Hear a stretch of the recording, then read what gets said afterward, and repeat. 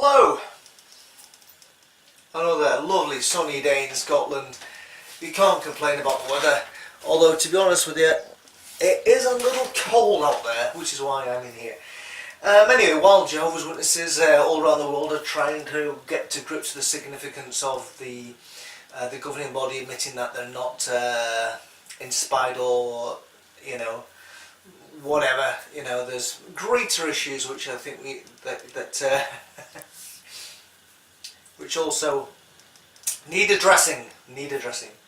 One of the things one of the stories, I call it a story in the Bible, which really bothered me, and it bothered me at the time, and I never got a precise answer, was the story of the flood. And now that I'm away from an organisation who are always trying to big up Big J, I'm able to form my own opinions and reason on things, which I at the time I did, and I do remember going to the Society's publications trying to get an answer to the many questions I had in relation to the flood, and I was significantly disappointed that they weren't there, and of course you were always left with that old nugget by the elders of leave it if you don't understand any of the teachings in the Bible, leave it with Jehovah. Massively unsatisfying as that answer is, but when they can't come with an answer and it's not in the publications, and if you write to the society and they come back with a bunch of spin, you really have to leave it with him. Needless to say, I left it with him and nothing happened. So now I'm away from that, I can sort of detach myself and try to leave it with anybody and try to figure it out on my own. That's the only way I can figure it out on, because obviously it's not something that you normally would chat to other people about. So anyway, we'll crack on about the flood. There's two distinct areas of the flood story which really bother me. Now, obviously, there's the story of the ark, the animals, how every living thing that we see on the earth today allegedly comes from what came out of the ark. That's story number two for me, because more importantly than that is what happened prior to that.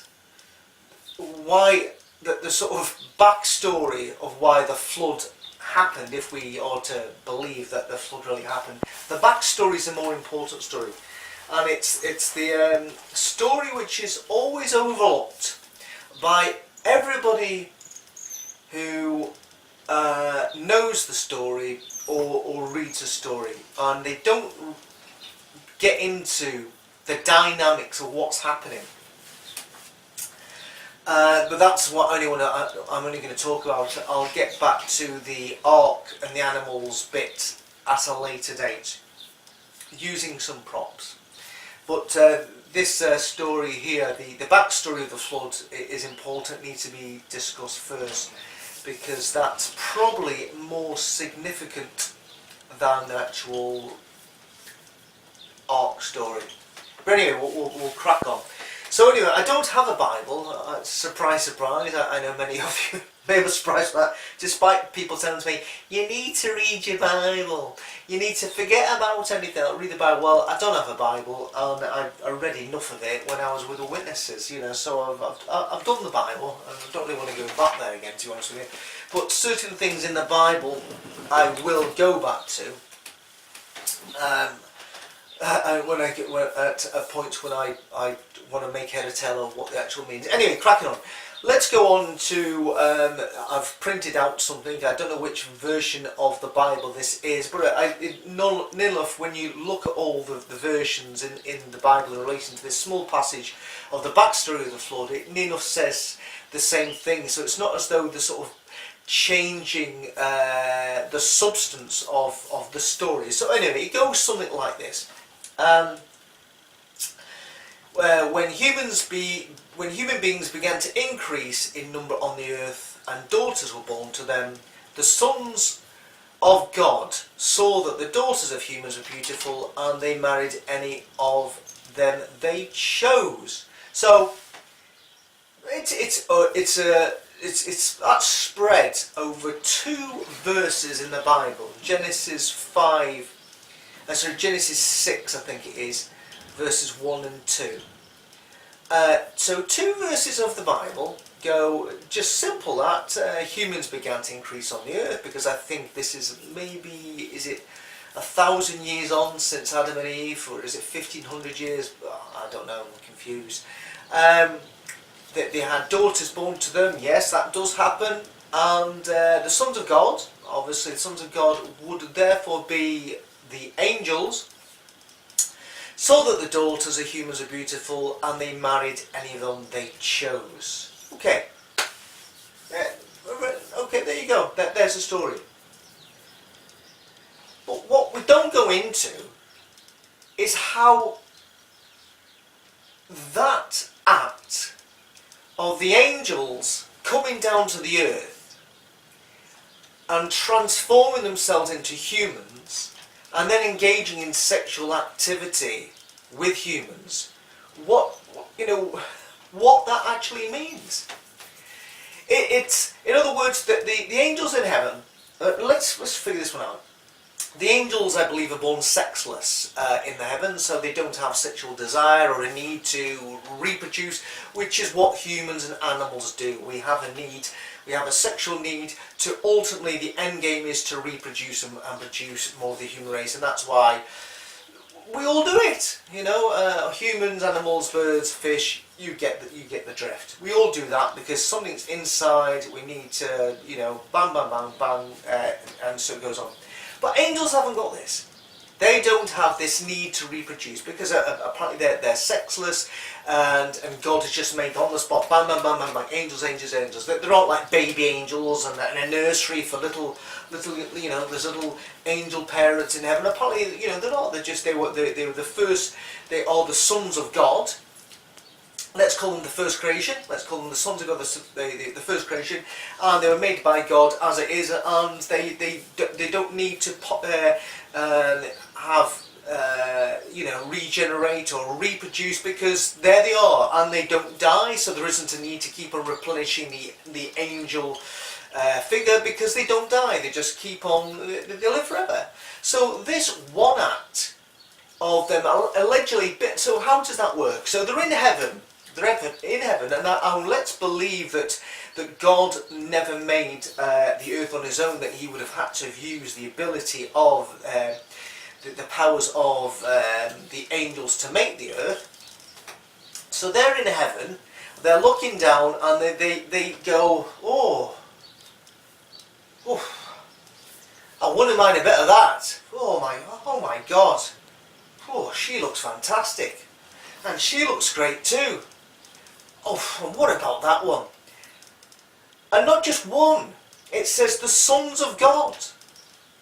And they came down and married who they wanted. So in other words, not just one angel, not just one bad egg, a whole load of bad eggs decided to come down the earth. Now, let's work out the dynamics of this. The angels are, well, towards the like alien creatures, they are of the spirit realm, that they're completely different to us. It's contrary to their nature for angels to want to come to the earth to engage in sexual activity. It's completely contrary to their nature. Right? Completely contrary. It's like man. It's like a man wanting to engage with sexual activity with a sheep. It's completely contrary to nature. And if a man engages in sexual activity with another kind, with a sheep for instance, he is called a pervert. And there's something supposedly mentally wrong with that individual. Now, because we are born of sin, and we are imperfect, and that's how we explain it, because some men have a mental deficiency, and that's what they want to do. That's the only way they can get the kicks, apparently, is gaining sexual activity with a sheep, or what have you. Really, really odd. But that's because we're imperfect. So, what happened, God? Can you tell us what happened with angels, perfect creatures that you made who've been knocking around for thousands of years or maybe millions of years with you in your presence, that helped you make the earth, that all of a sudden they're falling in love with their own creation and they want to then do something that's completely contrary to their nature to transform themselves into a physical being, because apparently this is the first time this has happened, because even Satan allegedly didn't transform into a physical being. He just used a snake as a mouthpiece. He didn't transform himself into the snake. So this is the first time allegedly this has happened, that angels come down, turn themselves into humans and engage with sexual activity. It was completely perverse. It's contrary to nature. And when we think of what God has done in the past to humans, sinful, imperfect humans who don't know any better and quite often are guided by their own physical reactions or attractions, that that there are men who fancy other men, and they are out there and do something contrary to what God wanted to happen. What was God's instruction to them? If you were found to be gay and you were a Jew, well, I think it was death. I think it was stoning by death. If you were gay and Jewish, found out, you're stoned to death. Not a problem. What happened to all the guys who lived in Sodom and Gomorrah? They were all apparently perverted, a bunch of homosexuals. 2 angels did that. I think the second guest appearance of going down to the earth, maybe more, I don't really know.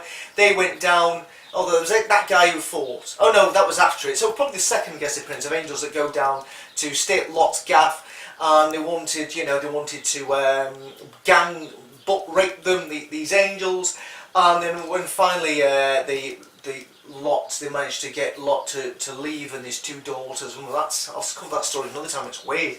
And of course, then God destroyed Sodom and Gomorrah. It's probably the biggest slaying of homosexuals since the creation of AIDS. And so they all died, and God didn't bother because they were doing something contrary to nature. So it's a little odd, this, isn't it? God sort of, what happened? Let's call the 3. Let's just say there was 3 angels called Jim and James, the 3 J's. Let's say they came down to the earth after looking at the sons of men and saying, my God, I wouldn't mind a bit of that. Now, how come God, who allegedly sees birds dropping from the heavens, how come he didn't notice angels drop into the earth and then materialising as humans? What were they doing in heaven? Why didn't anybody notice that the 3 J's had disappeared? Why didn't anybody notice that the 3 J's had suddenly appeared on the earth? What was going on? Why didn't anybody notice this? Why were they given the ability to do this in the first place? To transform themselves, spirit beings, into physical beings? Why were they given, the ability to do that? None of this makes any sense. Where was God when this was happening? Was he on holiday? Did he go to Ibiza? Or the 3 J's thought, right, while he's away, let's get down there and do a bit of damage. It really doesn't make any sense. So they do, for some reason, these are perfect angelic sons of God who then do something contrary to nature. They turn themselves into physical beings and then engage in sexual activity. Okay. Right, so none of that makes any sense, so we'll crack on with the next line. Then the next line says, so of course this is going on. In other words, let's just say, this is worse than Satan using a snake. This is really, really bad. Even Satan never engaged in sexual activity with Eve or Adam.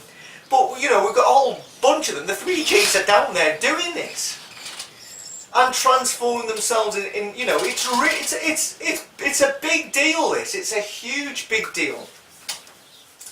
But it's a sort of throwaway 2 verses, because the next verse goes, then the Lord said, my spirit will not contend with humans forever. Okay, well, we've already got that, because you've already told Adam and Eve that they're going to die. Beforehand they were living forever, but now they're going to die. For they are mortal. No shit. Yes, we do know that we're mortal. Well done.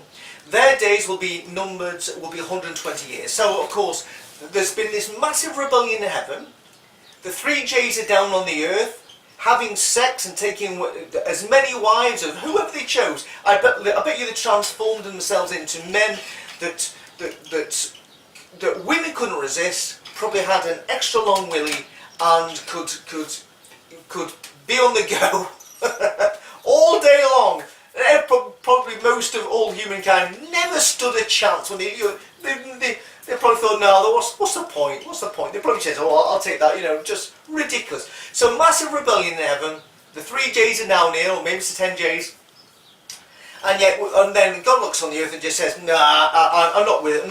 I'm going to reduce their lifestyle. I'm going to reduce their age to, 120 years. Amazing. I think God, at this point, reducing the age of humans wasn't your biggest problem. Honestly, I think there's a rebellion in heaven, but bizarrely it's not addressed. So then we crack on about these guys called the Nephilim, or on other versions of the Bible called the giants. And it says in verse 4, the Nephilim were on the earth in those days, and also afterwards, a bit odd, when the sons of God, that's of the angels, went to the daughters of humans and had children by them. They were the heroes of old, men of renown. And I'm not too sure the heroes of old. What does that even mean? It also says some places that the men of fame, heroes of old. So it's basically trying to, I think when this was written, that probably because there were stories of giants, they'll probably say, oh, by the way, these those giant stories, these are the guys I'm talking about. Oh, right, the giants. So in other words, what have we got here? The angels of heaven have become perverted. Contrary to nature, they've come down to the earth and formed a physical body. They've engaged with sexual activity with any females they fancy, but there has been a bit of a cock up, because as a result of sexual activity, the women they've engaged sex with and impregnated have had children. But these children are giants. Now, hold on a second. For an angel to transform himself into human, imagine the detail that have to go into the cells, the blood, the chromosomes, the right and the white cells, the brain, the eye, breathing, respiration, electronic pulses, the nervous system. My God, this is huge. To be actually to transform yourself into a physical being is massive. So you go to all that detail, do you, angels, 3 J's, but you don't get sperm right. You can get everything else right, but you can't get the sperm right. What a lot of rubbish. So they can't get the sperm right. So in other words, why didn't they just say, right, okay, we'll go down there and do a bit of damage, we'll have as much fun at rumpy pumpy as we can, but let's make sure that we're firing blanks. Let's make sure we are firing blanks. Let's perform our vasectomies with firing blanks. But no, they're not firing blanks, but they're firing some dodgy sperm out, which is resulting in these hybrids of men and angels called the Nephilim or giants. So that's what's happening, and still God does nothing. 9 months on, he's a big baby, he's a big lad, isn't he? Oh dear, look at the mess he's made down there. So anyway, God still does nothing. He's doing nothing. He's up there. The 3 J's are down on the earth. All of a sudden, there's a manpower shortage in heaven because angels are down on the heaven, doing every woman they can, producing these giants who are up to no good. And the reason why we know we're up to no good is because the next verse says, "The Lord saw how great the wickedness of the human race had become on earth. And every inclination on the thoughts of human heart was only on evil all the time." So, apparently, when we've seen other illustrations by the society, apparently the Nephilim, the giants, were really the bad lads here. They were really the bad lads, and they were the root cause of a lot of the wickedness. And apparently they were bullying people, whatever. It doesn't even say that, but apparently that's the story you get. They were bad lads, and they were notorious, and everybody heard of them. They were pretty mean characters. You know, they were just pretty awful, causing a lot of wickedness and unhappiness and to everybody else. So you can imagine that we've got angels here who are not dying and having as a way with many women as they can, and their women are producing these big tall lads who are going around causing a lot of bother, and still God does nothing. So at this point, he looks down on the earth, and it says, the Lord regrets us. The Lord regretted that he'd made human beings on the earth. So he looks down on the earth and goes, I wish I hadn't have made humans now. That was a bad move. That was a bad move. And he says his heart was deeply troubled. No way. So then it says, so the Lord says, I will wipe from the face of the earth the human race I have created, and with them the animals, the birds, and the creatures that move along the ground, for I regret they have made them. Right. Well, that is just brilliant. What a conclusion to come to. What a fantastic conclusion. God, why do you feel regret for the angels you've made? Because they're the ones, your sons, the first tier, your first creation, they're the ones who've been responsible for the trouble. Because they've gone down to the earth, contrary to nature, left their gaps in heaven, impregnated women, produced hybrid offspring who are causing a lot of the troubles on the earth. They're the ones that you should be angry with. If you're going to kill anybody here, God, kill the angels. They're the ones, and their hybrid offspring who are a bit naughty. Kill them. They're causing a lot of problems. But no. No, no, no, no, no. You've always got to blame the little guy. When it comes to, like, a ladder, you've got God at the top, and maybe Jesus, and then, like, you know, different hierarchy of angels, and you could stretch that ladder all around the earth, and probably the bottom rung, you wouldn't stretch your foot enough to find out where we are in the scale. Because clearly, when you can see who's to blame, and yet you just want to wipe out everything on the earth because of what your creation's done, your first sons are doing, there's something wrong. For instance, already man has been thrown out of the Garden of Eden because of the influence of one of the sons of God, one of the angels. He's been sent, booted out the Garden of Eden to eke a living on the land, labour pains increase for women, and that we're all going to die, and that we're all going to go sick, and we're all going to return. So in other words, we've lost our eternal life, we're having to work hard to make a living, and we're all going to get sick and get cancer and tuberculosis and heart disease and all sorts of horrible things, and see our parents die, and our grandfathers die, and our wife die, maybe our sons die. All of those things because of the influence of one of your sons. And yet, now it's got worse, because more of your sons have gone down to the earth, caused a whole heap of trouble, and now you've decided enough's enough. You're going to destroy everything. Instead of apportioning the looking right, who's to blame here? You know, even if we got like a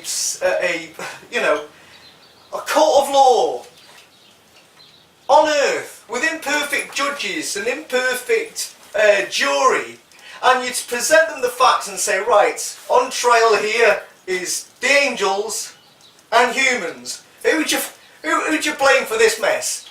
The angels are going to get it every time. They're going to get the stiffer, harder sentence. They're the main troublemakers.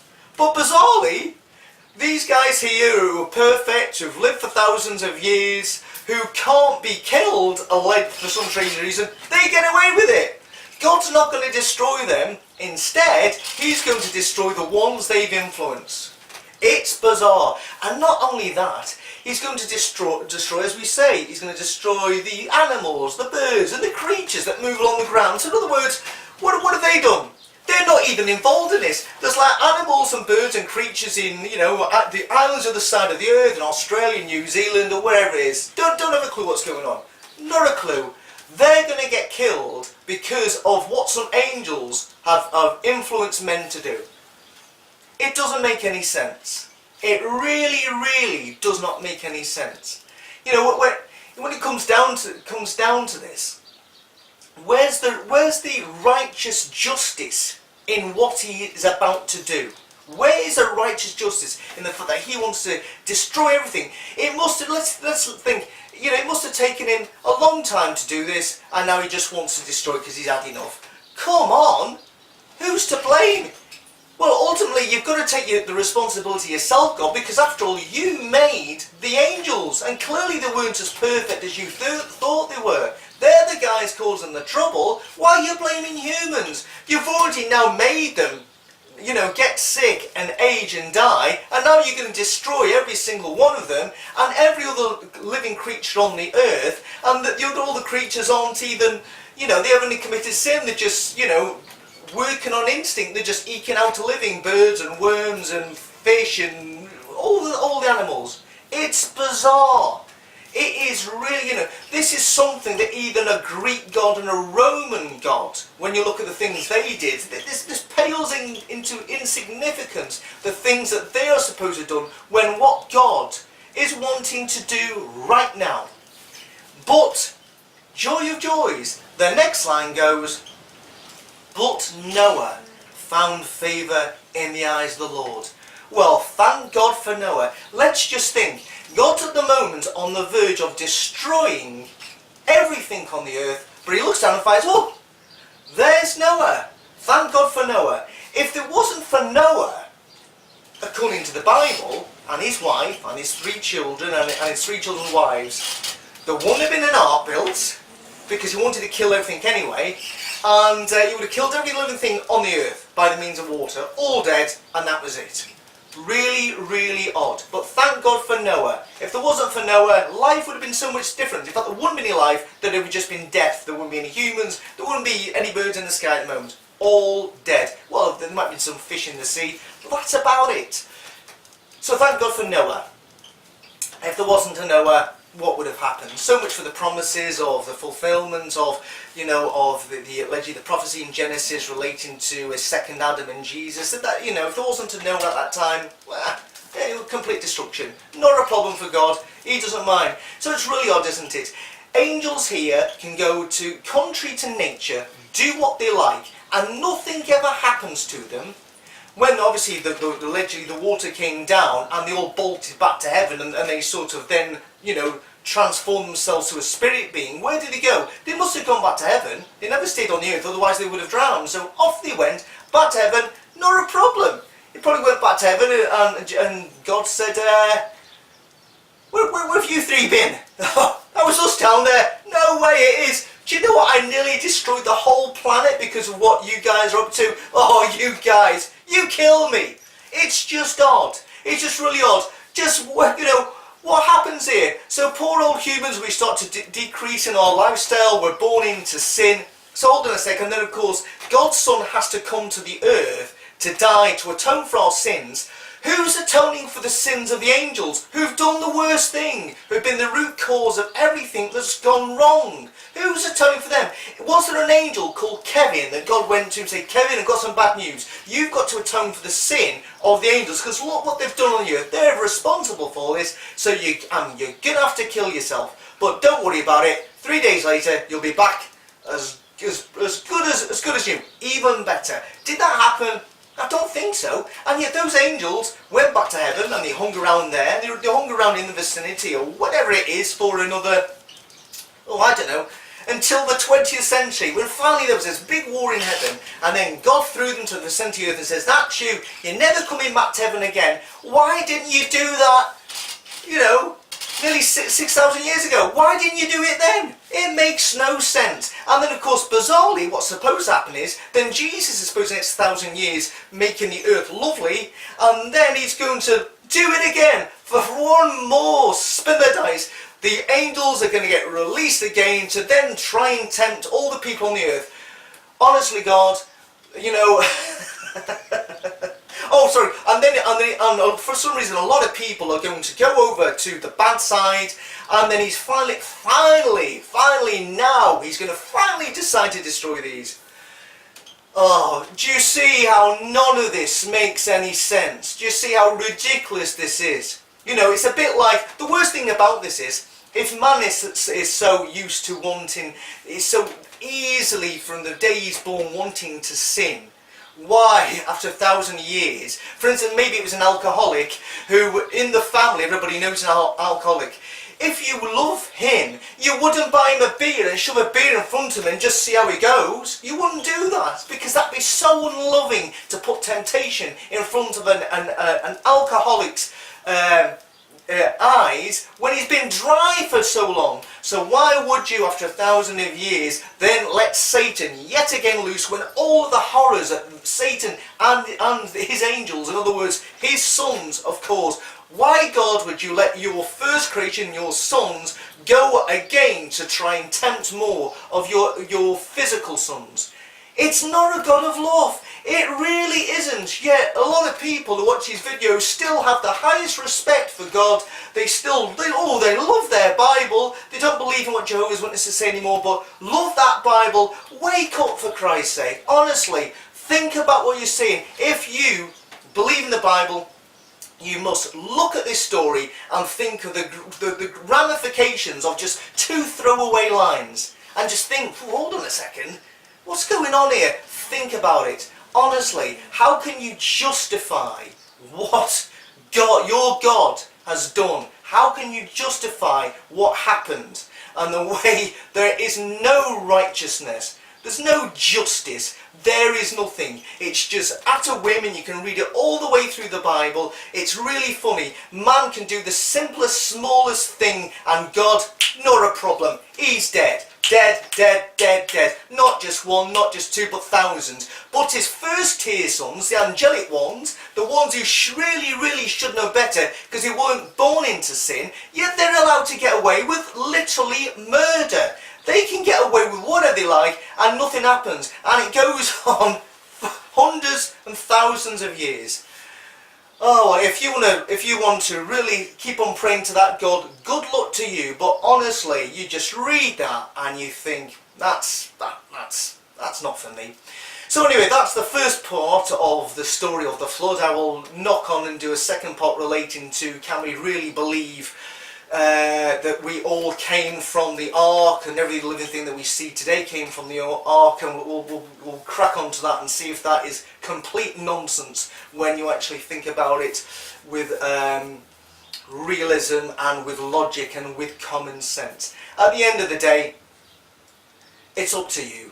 But honestly, many people need to wake up and start to examine what they've been believing and try to get down to the personality of this God. Because honestly, God of love,